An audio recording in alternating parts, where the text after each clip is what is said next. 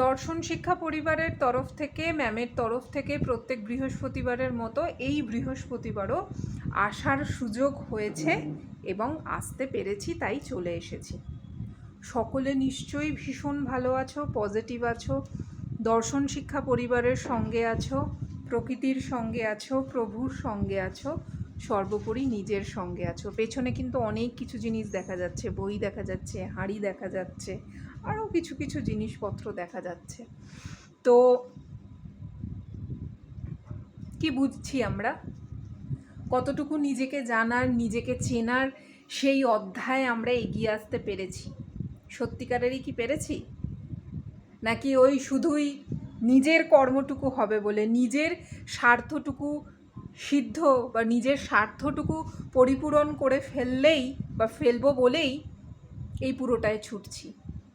চতুর্দিকের কি পরিস্থিতি, কি সাংঘাতিক পরিস্থিতি, সেটাকে না ভাষায়, না লেখায়, না এরকম কথায় কোনো কিছুতেই কিন্তু ব্যাখ্যা করা যায় না।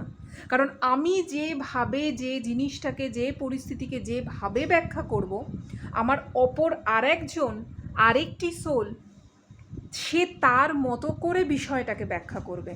তাহলে কে সত্য আর কে সত্য নয়, কার উদাহরণটাকে আমরা মানব আর কার উদাহরণটাকে আমরা মানব না, সেই ব্যাখ্যাটা করতে গেলেই আমাদের অনেকটা সময় অতিবাহিত হয়ে যায়। কিন্তু এই যে পরিস্থিতিটা, এই যে একটা চরম নির্মম পরিস্থিতি, আমরা কি সত্যি এরকম কোনো একটা সময় দিয়ে এগোবো বলে আমরা কেউ কখনো ভেবেছি, না কেউ কখনো আশা করেছিলাম? করিনি। কত প্রাণ চলে যাচ্ছে, কত বডি থেকে কত সোল এর আগেও গেছে, যুগের পর যুগ গেছে, কালের পর কাল গেছে, হিস্ট্রি রচনা হয়ে যাবে, ইতিহাস সাক্ষী আছে, এরকম কত কিছু। সেই মানে ওই সোলগুলোই যে ঘুরে ফিরে আবার আসবে না বা আসছে না, তার গ্যারেন্টিও কেউ দিতে পারছে না। কিন্তু তবুও আমাদের স্পেসিফিক কিছু সোলের টনক কিন্তু নড়ছে না, কারণ ওই মন, ওই বুদ্ধিগুলো এই সংস্কারের মধ্যে বড্ড বেশি করেই আবদ্ধ থাকতে চায়। সেই কারণে তো আর বিশাল বিশাল জ্ঞানী কথাবার্তা না বলে এবার শুরু করে দেবো কোথা থেকে, যেখানটায় যে শেষ যে লাইনটায় ছিলাম আগের বৃহস্পতিবার। এতে তোমায় কোথায় নিয়ে গেল তা খেয়াল করেছো কি? ভালো করে বুঝতে চেষ্টা করো। মানে এটা কোন খেয়ালের কথা প্রভু বলছেন? ওই যে প্রভু বলছেন না যে এখন এত শত জমানো প্রবলেমগুলোর সত্যিকারের সুষ্ঠু সমাধান করতে তো পারছই না, উল্টে ফাঁকি দিয়ে বিবেকের নির্দেশ না নিয়ে কৌশল করে ধাক্কা দিয়ে সরিয়ে বা দায়িত্বের ঝক্কি কাটিয়ে চলছো। এতে তোমায় কোথায় নিয়ে গেল তা খেয়াল করেছো কি? ভালো করে বুঝতে চেষ্টা করো। এই লাইনটাকেই আজকে যদি আবার নতুনভাবে ব্যাখ্যা করি, আবার নতুনভাবে একটা অন্যরকমভাবে কথা আসে। প্রত্যেক দিন আমরা ঘুম থেকে উঠছি, প্রত্যেক দিন একটা নতুন জীবন আবার আমরা পাচ্ছি। আমরা ধন্যবাদ জানাই কি জানাই না সেটা সম্পূর্ণ আমাদের ব্যক্তিগত বিষয়। কেন আপনাকে বলবো, কেন কাউকে আমি জানতে দেবো যে আমি প্রকৃতিকে, আমি সেরকম কাউকে, বা যাকে আমার ভীষণ ভালো লাগে, আমি যাকে ভীষণ ভালোবাসি, আমি তাকে ধন্যবাদ জ্ঞাপন করছি না আমি এই সকালটা দেখতে পেলাম বলে?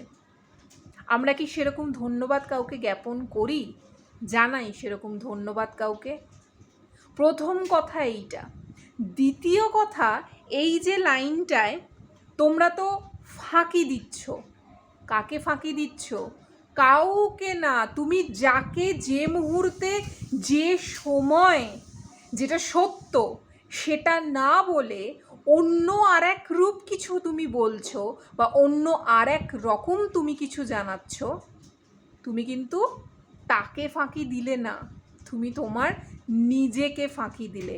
আর ওই প্রত্যেক দিন ঘুম থেকে ওঠার পর তখন এই রকম মনে হবে বড্ড ক্লান্ত লাগছে, এত তাড়াতাড়ি সকাল হয়ে গেল, এত তাড়াতাড়ি ঘুম থেকে উঠে পড়লাম, কই আমার তো সেই সেই যে একটা অনুভূতি, সেই যে একটা ফিলিংস যে আমার ভালো লাগছে না, এই ব্যাপারটা তো আমার গেল না। লাগবে কি করে? ঠকিয়েছি কাকে? নিজেকে। অন্য কোনো যে যে সোলকে, যে যে সময়, যে যে মুহূর্তে আমি ওই উঁকি দিয়েছি মিথ্যের জালটার মধ্যে দিয়ে, আঙুল দিয়ে তাকে দেখিয়েছি যে এইটা হচ্ছে সত্যি, আদতে আমি কিন্তু জানি ওটা সত্যি নয়। তাই আমার কি করে ভালো লাগতে পারে? আমি আছি তো নেগেটিভ এনার্জিগুলোকে নিয়ে, তো আমার তো কখনোই সেইভাবে দেহের মধ্যে যে স্ফুরণটা সেটা তো আমার হবে না। দেহের মধ্যে যে পজিটিভ এনার্জির যে ভাইবসটা, আমরা এরকম কত কিছুর বলি না, ও একটা দারুণ ভাইবস আসছে আমার কাছে, আরে কোথা থেকে আসছে? যেটাকে দারুণ মনে হচ্ছে সেটা সেই সময়ের জন্য, সেইটুকু মুহূর্তের জন্য। তারপরেই আবার যাকে বলছি যে আমার একটা দারুণ ভাইবস আসছে, বা যাদের বলছি তাদেরকে আবার একই কথা বলবো, আমার না ঠিক ভালো লাগছে না। তৈরি ভেতরটা কি তৈরি হলো? 7টা চক্র কি একদম গজগজ করছে? কারুর কি করছে? সত্যিকারের আমারও কি করেছে? এটা দারুণ দারুণ প্রশ্ন। মানে বললাম না, একটা লাইন আগের দিন যেটা বলেছি, যে ব্যাখ্যাটা করেছি, আজকে সেই ব্যাখ্যাটাই অন্যরকমভাবে, ঠিক যেভাবে প্রভু চাইছে, এই মন এই বুদ্ধিকে দিয়ে, বা যেভাবে প্রকৃতি চাইছে এই মন এই বুদ্ধির দ্বারা, আমার বাকি সকল রূপগুলোকে আমি ওইভাবে বলি যে তোমরা আরেকটু, সময় কিন্তু কম, সময় কিন্তু হয়ে এসছে, আর বেশি সময় কিন্তু নেই। তো আজকেরটা থেকে শুরু করছি। আমার যত কথা সবই সায়েন্টিফিক, কোনোটাই বিজ্ঞান ছাড়া নয়, ম্যাথমেটিক্স গণিত ছাড়া নয়। তবে সময় বড় কম, তাই শুধুমাত্র টাচ করে করে যাচ্ছি। তোমরা কিসের মধ্যে আছো, কি নিয়ে আছো, কোন পথে চলছো, তাই জানিয়ে দিচ্ছি। কতটা হওয়া উচিত, কিভাবে হওয়া উচিত, এসবই তোমাদেরকে জানিয়ে দেবে ওই অ্যারো, তোমার বিবেক। চৈতন্যে ভরা বিবেকের নির্দেশনায় সুন্দরভাবে জাগাতে হবে ওই গ্ল্যান্ডগুলোকে। আগের ভিডিওটায় যে গ্ল্যান্ডগুলোর কথা যেভাবে প্রভু বলেছেন, যেটা তোমাদেরকে পাঠ করে শুনিয়েছি, সেজন্য দেহবিনা যন্ত্রে সব ব্যবস্থা আছে, এবং সেটা আছে সুন্দরভাবে আদান প্রদানের মাধ্যমে। গ্ল্যান্ডগুলোকে ঠিক করার জন্য এই বডির মধ্যেই সেন্সকে ইনজেকশন করা আছে। কি চমৎকারভাবে যে এরা কাজ করে না!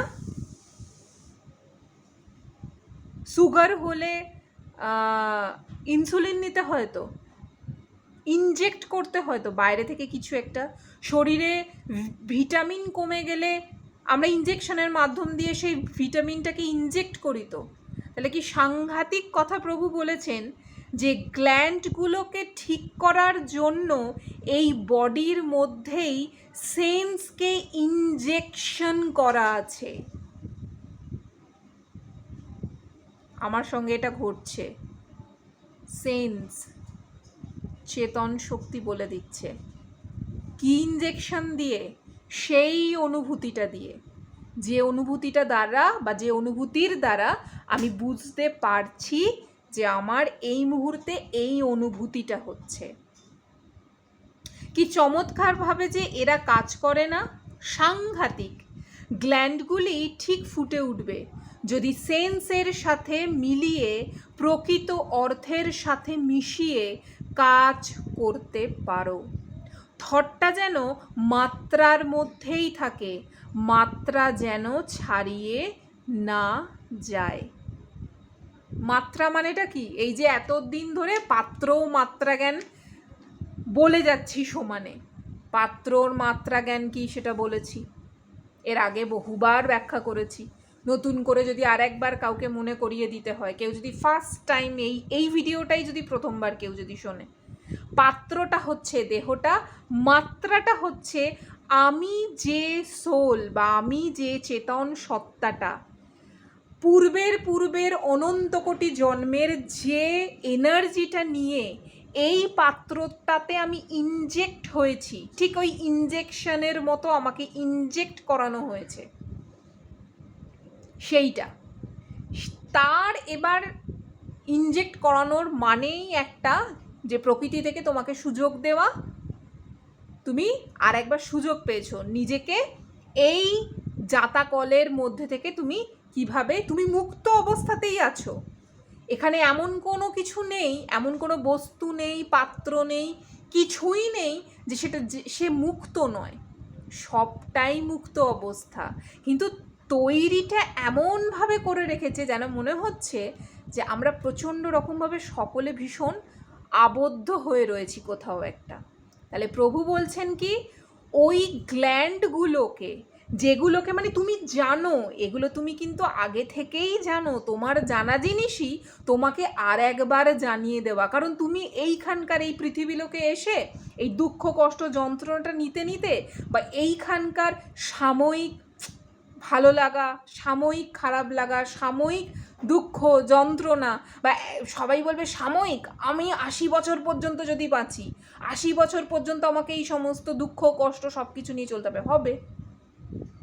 80 বছর সুযোগটা তো দিচ্ছে প্রকৃতি, যে তুমি এইটাই যেন শেষ জন্ম হয়, এর পরের জন্ম বলে যেন আর কিছু না থাকে, তখন আর তুমি কাউকে আঙুল তুলেও কিছু বলতে পারবে না, আর তোমাকেও কেউ আঙুল তুলে কিছু বলতে হবে না, না হলে ওই ছোটোবেলা থেকে আবার সেই একই রুটিন, একই রিভাইজ, একই সিলেবাসে পড়া, অ আ ক খ শেখো, ABCD শেখো, সব শিখে শিখে শিখে শিখে আবার বড় হও। এবার হতেই পারে অন্য রকম কোনো গল্প, হতেই পারে পৃথিবীর গল্পটা পুরো অন্য রকম হয়ে গেল, অন্য কোনো এমন গ্রহতে গেছি যে যেখান থেকে হতে পারে যে এরকম মনুষ্য বলে কিছু নেই, বা হতে পারে সেরকম কোনো কিছুতেই গেলাম না, আমি এইখানেই রইলাম, ওই ছুঁচো ব্যাং হ্যানা ত্যানা সব হলাম। ছুঁচো তো আর ABCD পড়বে না, ব্যাং তো আর ABCD পড়বে না। তাহলে প্রভু বলছেন ওই গ্ল্যান্ডগুলোকে সজাগ করার জন্য, তাই বলছেন থটটা যেন মাত্রার মধ্যেই থাকে, মাত্রা যেন না ছাড়িয়ে যায়। সুগার যেমন বেরিয়ে যায় বলে ইনসুলিন ইনজেকশনের মাধ্যমে ওই মাত্রা বা ব্যালেন্স রক্ষা করতে হয় অনেক চেষ্টা করে, ঠিক তেমনি তোমার ভিতরের মাত্রার বেশি কমেতে ব্যালেন্স করে করেই দেহ যন্ত্রটাকে গুছিয়ে রাখতে হবে। যখন তুমি বুঝতে পারছো তোমার ভুলটাকে, তাতেই যথেষ্ট। বুঝতে পারি না কি আমরা আমাদের ভুলগুলো, আমি সেই বলেছিলাম না, আমরা এই রকম করতে ব্যস্ত, অন্যের দিকে আঙুল তুলতে ব্যস্ত, 3টে আঙুল আমার নিজের দিকে রয়েছে, সেটা কি আমরা বুঝতে পারি? তাহলে প্রভু কোন জায়গায়, মানে যেগুলো বললে আমাদের পুরো রূপটা, মানে আমি কি, এই জ্ঞান হবার পর থেকে আমার এই জীবনটাকে আমি কিভাবে লিড করেছি, কখন কোথায় কোন অবস্থায় কি পরিস্থিতিতে আমি কতখানি সৎ ছিলাম আর আমি কতখানি অসৎ ছিলাম, সেইটার যে দাঁড়িপাল্লার ওজনটা, সেইটা একমাত্র বুঝি আমি নিজেই। যে কারণে প্রভু এই কথাটা বললেন, ভুল যে হচ্ছে, তুমি যে বুঝতে পারছো তোমার ভুলটাকে, তাতেই যথেষ্ট। তাহলে আমরা কি আমাদের ভুলটাকে বুঝতে পারি? প্রচণ্ডভাবে কাউকে আঘাত করেছি, 5 মিনিটের মধ্যে হয়তো সেই ঘটনাটা আমি ভুলেই গেলাম, কিন্তু আমার বিবেক একবার না একবারের জন্য হলেও বলবে তুমি কিন্তু এটা ঠিক করলে না। যার দ্বারা ঘটলো তার বিবেক যদি তাকে এটা জানান দেয় এবং সে যদি সেটা স্বীকার করে নেয়, যে হ্যাঁ সত্যিই তো আমার সেই মুহূর্তটায় তো ভুল হয়েছিলই, তাহলে তো বলার কিছু নেই, বলার কিছুই থাকে না। কিন্তু যদি তুমি অপমান করার পরে, তুমি আঘাত দেওয়ার পরে তুমি 5 মিনিটের মধ্যে ভুলে গেলে, তারপর অন্য কাউকে সেই কথাটা বা অন্য কোনো একটা জায়গায় সেই কথাটা তুমি তোমাকে বড় করবে বলে, তুমি তোমাকে প্রতিস্থাপন করবে বলে একটা অন্যরকমভাবে তুমি কিছু বলছো, তাহলে কিন্তু প্রকৃতির খাতায় লেখা হয়ে গেল অঙ্ক কষা। এটার জন্য তোমাকে জবাবদিহি করতে হবে।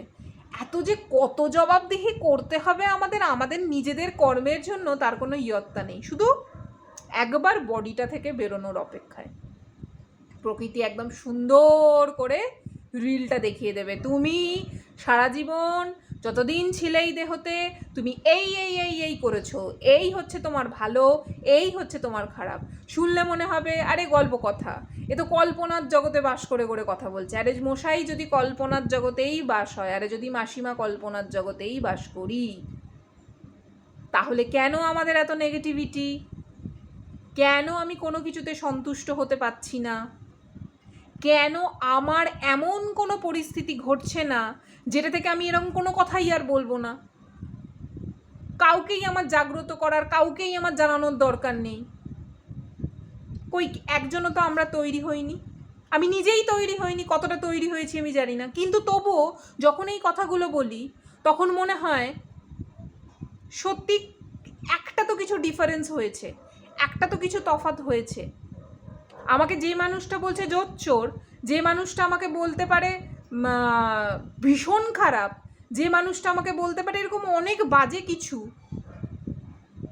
আমি তাকে কতখানি সাপোর্ট করছি তার সেই বলাটায়, আমি তাকে কতখানি বলতে দিচ্ছি তার সেই বলাটায়, আমি কতখানি আমাকে নিয়ে যারা যারা যে যে মুহূর্তে আলোচনা করছে, যে যে মুহূর্তে আমি তাদের সেই মন বুদ্ধিতে আলোচিত হবার একটা পরিস্থিতি তৈরি করে দিচ্ছি, এবং সেখানে আমি কোনো প্রতিবাদ জানাচ্ছি না, সেই পরিস্থিতিটায় কতজন হাঁটতে পেরেছি। কারণ আমি তো জানি সত্যিটা, আমি তো জানি আদতে তারা কোন এনার্জিটাকে নিয়ে আলোচনা করছে, কোন এনার্জিটার মধ্যে তারা রয়েছে। এই রকম দ্বারগুলো, এই রকম দরজাগুলো কতজনের খুলছে? শেষের পথে তো পাত্র ও মাত্রা জ্ঞান। আমি আজকে যে প্যারাটা যতটুকু বলবো, মানে এইটা আর কয়েকটা লাইন আছে, ব্যাস, তারপর হয়ে গেল। আর হয়তো একটা না দুটো প্যারা আছে, তারপর পাত্র ও মাত্রা জ্ঞানের এই বইটার অধ্যায়টা শেষ। যদি ভুলটা বুঝাই যায়, তুমি যদি বুঝতে পারো যে ভুল হচ্ছে, তখনই তোমার সংশোধনের পথ প্রশস্ত হবে। যখনই বুঝবে যে আমি বুঝতে পারছি না, তখনই বুঝতে হবে যে বুঝ সজাগ। মানে কথাটা বুঝতে হবে এখানে প্রভু কি বলছেন।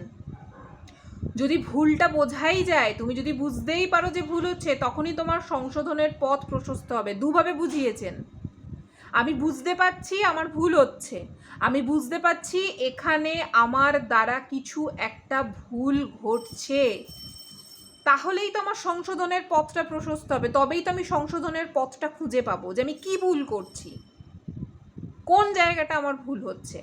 আবার এটাও বলছেন, যখনই বুঝবে যে আমি বুঝতে পারছি না, তখনই বুঝতে হবে যে বুঝ সজাগ। আমরা অনেক সময় বলি না, আমি না কিছু বুঝতে পারছি না, কি কেন হচ্ছে আমার সঙ্গে এরকম, কি এমন আমি করেছি, বলি না এরকম কিছু শব্দ আমরা ব্যবহার করি না? কেন আমি, আমার সঙ্গেই কেন এই ঘটনাগুলো ঘটবে, বলি তো আমরা এরকম, বিভিন্নজন বিভিন্ন রকমভাবে বলেছি। তার মানে প্রভু বলছেন বুঝতে হবে, তুমি যে এই কথাটা বলছো, এই পুরো বাক্যটা ব্যবহার করছো, তার মানে তোমার বুঝটা সজাগ, তুমি আছো, তোমার বুঝটা সেই সজাগ অবস্থাতেই আছে যে তোমার কেন এরকম হচ্ছে তোমার সঙ্গে, এটা তুমি বুঝতে পারছো। কিন্তু যখন তুমি তোমার ভুলটাকে ধরে নেবে, ভুলটাকে স্বীকার করে নেবে, এবং সেটা করে নিয়ে যখন তুমি সংশোধনের পথে হাঁটবে, তখনই কিন্তু তোমার আসল যাত্রায় তুমি হাঁটতে শুরু করে দিয়েছো। বুঝ সজাগ না হলে কি করে বুঝছো যে বুঝতে পারছি না? বুঝরা সজাগ আছে বলেই তো সেই জন্য মনে হচ্ছে যে আমি বুঝতে পারছি না কিছু। কোথায় যাব, কি করব, কি হতে পারে কিছুই জানি না, কিছুই বুঝতে পারছি না। এইটা যেটা বুঝতে পারছি, আরে বুঝটা আছে বলেই তো বুঝতে পারছি। কি অসম্ভবভাবে সুন্দর করে বোঝানো, মানে আর কত ভালো করে প্রভু ব্যাখ্যা করে বোঝাতো, আমি সেটাই ভাবছি খালি। যাক, ওই ইচ্ছেটা থাকলেই পথটা থাকে। কেমন আজ এই অবধি আছে আমাদের এই ইচ্ছেগুলো আছে, নিজেকে চিনতে পারার ইচ্ছেটা আছে। আরে চতুর্দিকের পরিস্থিতি এই, আপনি বলছেন নিজেকে চিনবো, আর কত চিনবো? চিনতে চিনতে তো পাগল হয়ে গেলাম। নিজেকে চিনতে চিনতে কতকাল বয়স পেরিয়ে গেল। আজ এই জায়গা, কাল সেই জায়গা, আজকে ওই দল, কালকে এই দল, সবই তো করলাম। জীবনটাকে তো একদম উৎসর্গ করে দিলাম, আমি যতটুকু আমার জীবন উৎসর্গ করতে পারি। তারপরেও আমার এখনও বলছেন আমাকে চিনতে হবে, জানতে হবে। সিভি তো নয়, কোনো জায়গায় ইন্টারভিউ তো দিতে যাচ্ছি না, গিয়ে সেখানে আমার শুধু কোয়ালিফিকেশানটা দেখে নিল, সেটা নিয়ে আমাকে বিচার করে ফেললো, তারপর কিছুদিন ধরে আমাকে দেখানো হচ্ছে বা আমাকে দেখা হচ্ছে। জীবনটা তো সেটা নয়, ওটা তো একটা অধ্যায়। যেমন অঙ্কের আমরা বিভিন্ন রকম চ্যাপ্টার করেছিলাম না, সম্পাদ্য উপপাদ্য করেছিলাম না, বিভিন্ন রকম ফর্মুলা, ওগুলো হচ্ছে একটা অধ্যায়ের এক একটা ফর্মুলা, যে এ আমাকে এরমভাবে ডিল করতে পারে, ও আমাকে ওরমভাবে ডিল করতে পারে। আমরা তো এখন প্রচণ্ড বেশি স্মার্ট না, সবাই সবারটা সব কিছু বুঝে যাই। ভেতরটা নিজের বিবেকটাকে বুঝতে পেরেছি এতদিনে। তাহলে যদি নিজের বিবেকটাকেই যদি আমরা বুঝতে পেরে যেতাম, তাহলে আর পরনিন্দা পরচর্চায় মত্ত থাকতাম না। আমার সংসারে কত কি হলো, কত টাকা জমালাম, কতগুলো বাড়ি কিনলাম, কতগুলো গাড়ি কিনলাম, সেটা লক্ষ্যে দেখানো এগুলো থাকতো না। অ্যাকচুয়ালি আসলে আমাদের সমাজটাই এরকম হতো না। তখন আমাকে বোঝাতে হতো না বা কাউকে বলতে হতো না আমার ফিলিংসটা একটু বোঝো, আমি কি চাইছি সেটা বোঝার চেষ্টা করো। তো সবাইকে ভীষণ ভালো থাকতে হবে, পজিটিভ থাকতে হবে। দর্শন শিক্ষা পরিবারের সকলে থাকো, নিজের সঙ্গে থাকো, বিবেকের সঙ্গে থাকো, প্রকৃতির সঙ্গে থাকো, প্রভুর সঙ্গে থাকো। প্রভুর কথাটা সবার শেষে বললাম তার একটাই কারণ এই প্রত্যেকটা ধাপ পেরোলে তবে তো সেই জায়গাটায় প্রভু ক্লিয়ার করিয়ে দেবে না। আর সকলেই বুঝে বলো, না বুঝেও বলো, রাম নারায়ণ রাম, রাম নারায়ণ রাম, রাম নারায়ণ রাম। নেক্সট ভিডিওতে দেখা হচ্ছে। আজকের মতো টাটা।